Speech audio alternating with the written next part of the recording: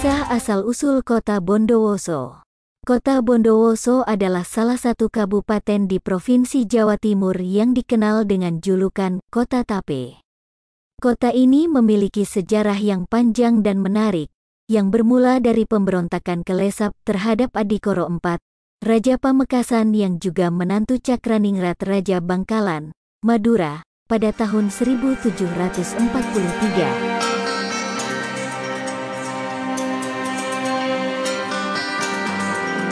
Asal-usul Kelesap. Kelesap lahir dari hubungan Pangeran Cakraningrat III, Raja Bangkalan, dan seorang selir. Ia dibesarkan oleh ibunya di desa terpencil, tanpa mengetahui siapa ayah kandungnya. Ketika ia besar nanti, ibunya menceritakan rahasia kelahirannya, dan hal itu membuat Kelesap merasa kesal dan sakit hati. Sejak saat itu, Kelesap bertekad membuktikan dirinya sebagai keturunan raja yang berhak naik tahta Madura. Ia mulai bertapa di berbagai tempat yang dianggap angker, seperti Gunung Geger di Bangkalan, untuk memperoleh ilmu gaib dan kesaktian. Ia pun belajar menjadi tabib yang mampu menyembuhkan berbagai penyakit dengan obat-obatan tradisional. Kemampuan Kelesap sebagai tabib membuatnya terkenal di kalangan masyarakat Madura, dan ia mendapat perhatian dari Raja Bangkalan saat itu, Pangeran Cakraningrat keempat yang merupakan saudara tiri ayahnya. Raja Bangkalan memanggil Kelesap ke istananya, dan memberinya sebuah rumah di desa Pejagan sebagai hadiah. Raja Bangkalan juga mengizinkan Kelesap berpraktik sebagai dukun, dan memberinya perlindungan dari gangguan orang-orang yang iri padanya.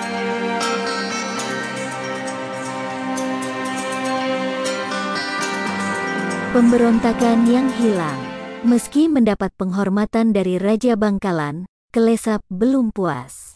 Ia merasa Raja Bangkalan selalu mengawasinya, dan tidak memberikan kebebasan bergerak sesuai keinginannya.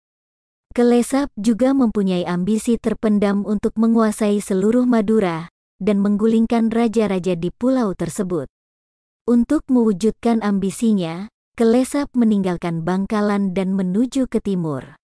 Ia mencapai Gua Gunung Pajudan di distrik Guluk-Guluk, dan di sana ia bermeditasi selama beberapa tahun. Di sana ia mendapat senjata sakti berupa calok atau golok bernama Kodi Cerancang yang bisa bergerak sendiri tanpa ada yang memegangnya. Ia juga mendapatkan banyak pengikut setia yang siap mati demi dirinya. Setelah merasa cukup kuat, Kelesap memulai pemberontakannya dengan menyerang kerajaan Sumenep pada tahun-tahun 1749 sampai tahun 1750 Ia berhasil mengalahkan kekuatan Sumenep, dan membuat Raja Sumenep, Pangeran Cokronegoro keempat, mengungsi ke Surabaya. Kelesap kemudian menempatkan panglima perangnya, Raden Buka, sebagai Raja Boneka Sumenep. Kelesap tidak berhenti di Sumenep. Ia melanjutkan perjalanannya ke Pamekasan, melalui Jalan Selatan. Di mana-mana ia disambut dengan simpati oleh masyarakat Madura yang bergabung dengan pasukan pemberontaknya. Pamekasan dengan mudah ditaklukkan, karena Adipati Pamekasan Adikoro IV tidak ada di sana, melainkan sedang melakukan perjalanan ke Semarang.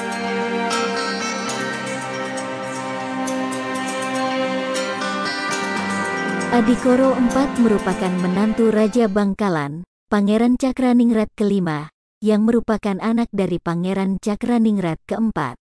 Sekembalinya dari Semarang dan singgah di Bangkalan, ia mendengar dari mertuanya bahwa Kelesap sedang memberontak.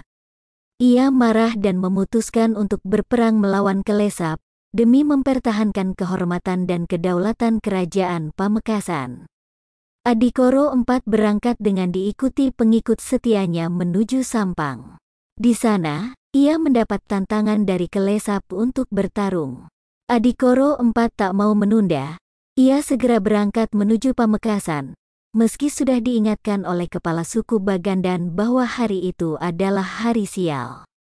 Adikoro IV dan pasukannya mengamuk sedemikian rupa sehingga musuh dapat dipukul mundur sampai ke pengantenan daerah Pamekasan, Namun karena jumlah pasukan Adhikara sangat sedikit dan ia sendiri sudah sangat lelah, tak lama kemudian perutnya terkena serangan sampai ususnya keluar. Namun semangatnya tidak padam.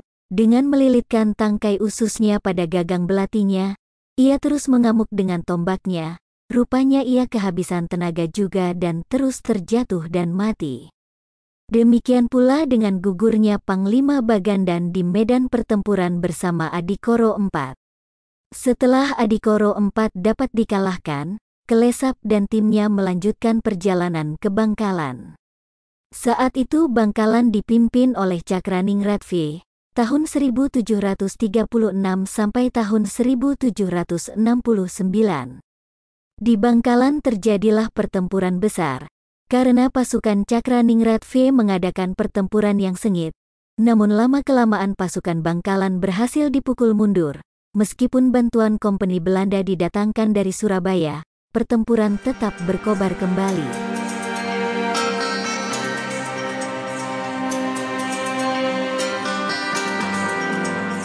Pelarian Raden Bagus Asra. Kematian Adhikara IV membuat kerajaan Bangkalan dan Pamekasan kacau balau. Demang Walikromo, yang saat itu masih kecil, terancam dibunuh oleh Kelesap, yang ingin menghapus garis keturunan Adhikara IV. Untuk menyelamatkan cucunya, Nyi Sedabulangan, istri Adhikara IV, membawa lari Raden Bagus Asra ke wilayah Besuki, yang sekarang masuk wilayah Situbondo. Nyi Sedabulangan mengikuti eksodus besar-besaran pengikut Adhikara IV yang melarikan diri dari kejaran Kelesap. Sampai di Besuki, Nyi Sedabulangan menyerahkan Raden Bagus Asra ke Patih Wiropuro, yang juga dikenal sebagai Ki Pati Alus, untuk diasuh dan dilindungi. Ki Pati Alus adalah seorang patih yang setia kepada Bupati Besuki, Ronggo Suro Adikusumo, yang merupakan anak angkat Adhikara IV. Ki Pati Alus mengajarkan ilmu kanuragan dan ilmu agama kepada Raden Bagus Asra, dan menjadikannya sebagai anak angkatnya. Raden Bagus Asra tumbuh menjadi seorang pemuda yang tampan, cerdas, berani, jujur, dan taat beragama. Dia sangat disayang oleh Ki Pati Alus dan Bupati Besuki. Pada usia 17 tahun, Raden Bagus Asra diangkat menjadi Menteri Anom dengan gelar Abhiseka Ngabehi Mas Astruno. Gelar ini berarti bintang yang bersinar terang. Abhiseka Mas Astruno juga dinikahkan dengan putri Bupati Probolinggo, Joyo Lelono, yang bernama Roro Sa'diah. Roro Sa'diah adalah seorang putri yang cantik, pintar, dan salehah. Mereka berdua hidup bahagia dan harmonis.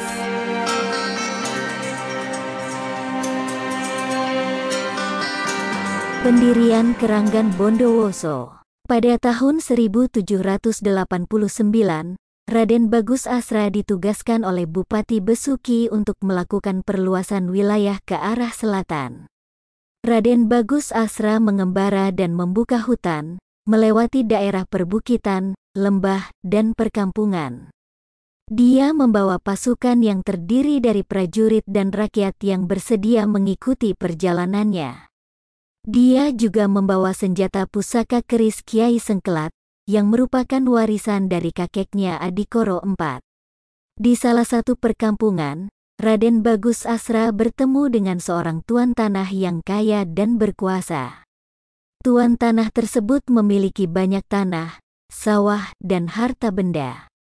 Dia juga memiliki banyak pengikut yang setia dan takut kepadanya. Tuan tanah tersebut tidak mau tunduk kepada Raden Bagus Asra, dan menantangnya untuk bertarung. Raden Bagus Asra menerima tantangan itu, dan menggunakan keris Kiai Sengkelat untuk melawan tuan tanah tersebut. Dalam pertarungan itu, Raden Bagus Asra berhasil menaklukkan tuan tanah tersebut, dan mengambil alih wilayahnya. Raden Bagus Asra memberi nama wilayah itu Bondowoso, yang berarti orang yang memiliki modal dapat berkuasa. Nama ini menggambarkan keadaan tuan tanah yang kalah, yang memiliki banyak modal, tetapi tidak dapat mengalahkan Raden Bagus Asra. Pada tahun 1794, dia membangun pusat pemerintahan di sana dan mendirikan Keranggan Bondowoso. Belanda, yang sudah lama menguasai wilayah itu, melepaskan Bondowoso dari Besuki dan mengakui Raden Bagus Asra sebagai penguasa wilayah sekaligus pemimpin agama. Raden Bagus Asra dianggap sebagai penemu sekaligus pendiri wilayah Bondowoso.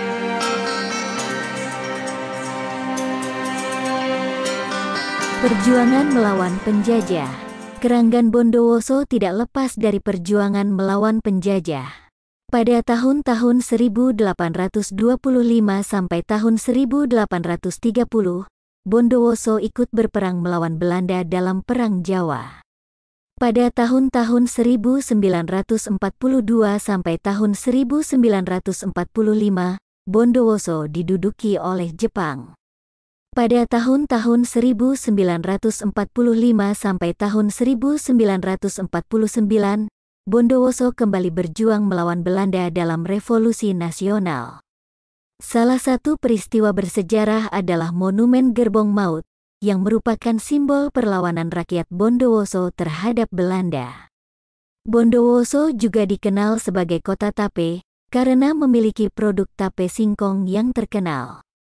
Tape singkong adalah makanan fermentasi yang terbuat dari singkong yang dicampur dengan ragi. Tape singkong memiliki rasa manis dan sedikit asam, serta tekstur yang lembut. Tape singkong biasanya dimakan sebagai camilan atau dicampur dengan es.